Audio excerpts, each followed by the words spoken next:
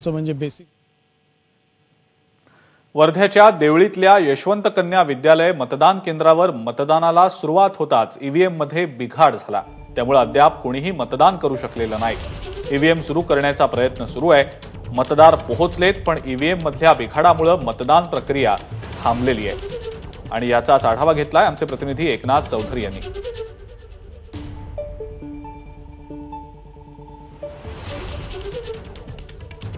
वर्ध्याच्या देवडी येथील यशवंत कन्या विद्यालय या मतदार केंद्रावरती आहोत आणि या केंद्रावरती मशीन जे आहे हे मशीन बंद पडल्यामुळे गेल्या 15 ते 20 मिनिटांपासून जे आहे हे मतदानाचं कार्य जे आहे हे थांबलेलं आहे। आणि आपण सध्या पाहू शकतो या केंद्रावरती लोकांच्या रांगा लागलेल्या आहेत, पण लोक मात्र या ठिकाणी पोहोचलेले आतमध्ये पोहोचलेले नाहीत। त्याचं कारण असं आहे की इथे एकूणच मतदार केंद्रावरती जे आहे मशीन मध्ये बिघाड आलेला आहे। ईव्हीएमचा बिघाड जो आहे आपण पाहतोय या ठिकाणी कशा पद्धतीनं ईव्हीएमचा जो बिघाड आहे हा इथे पाहायला मिळतोय। लोक जे कर्मचारी आहेत हे सुद्धा इथून बसलेले आहेत आणि या ठिकाणी आतापर्यंत मतदानाची प्रक्रिया जी आहे ती सुरू व्हायला पाहिजे होती। या ठिकाणी लोक आलेत, पण अजूनपर्यंत मात्र मतदानाची प्रक्रिया सुरू झालेली नाही। याचं कारण असं आहे की या ठिकाणी पहिल्याच टप्प्यात म्हणजे जे मतदान सुरू होण्याच्या आधीच ईव्हीएम मध्ये जो बिघाड आलेला आहे हा बिघाड त्यामुळेच मतदानाचं काम जे आहे ते आता थांबलेलं आहे। लोक प्रतीक्षा करत आहेत। नागरिक जे आहेत हे नागरिक सुद्धा आहेत, आपण त्यांना विचारूया किती वेळ नेमका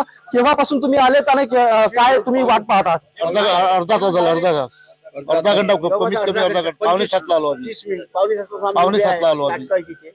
मशीन बंद आहे। काय कारण सांगत आहे? मशीन बंद आहे। मशीन तुम्ही केव्हापासून आलेत? 15-20 मिनिट झाले। 15-20 मिनिटं झालेत। काय सांगण्यात आलेलं आहे कर्मचाऱ्यांकडून? बंद नाही म्हणून सांगितलं। नेमका हा बिघाड दुरुस्त होईल आणि लवकरच इथलं जे मतदान आहे हे सुरू होईल अशीच अपेक्षा व्यक्त होते। एकनाथ चौधरी, एबीपी माझा, देवडी, वर्धा।